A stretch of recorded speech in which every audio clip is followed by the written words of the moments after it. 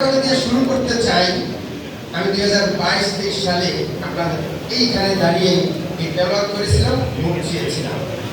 আপনারা আমাকে ভোট দিয়েছিলেন বলেই আমি 2023-24 সালে পরিচালক নির্বাচিত হয়েছিলাম এবং আমি ভবন বিষয়ে কমিটির সভাপতি হয়েছিলাম 22-23। তখন বিজনেস ফোরামের সভাপতি সাহেব ছিলেন খন্দকার রুহুল আমিন সাহেব। রুহুল আমিন সাহেবের কোনো দল নেই, উনি একটা রেস্তোরাঁর প্রতিনিধিত্ব করতেন।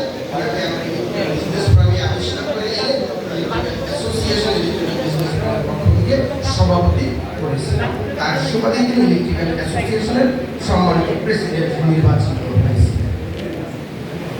যাই হোক, কথা না বাড়িয়ে দীর্ঘায়িত না করে আজকে এই সুন্দর আয়োজন যে ভাইরা করেছে, যে যত বড় ব্যবসায়ী হই, যে যত বড় হই, যে যত ক্ষুদ্র ব্যবসায়ী হই, আপনার আমার আমাদের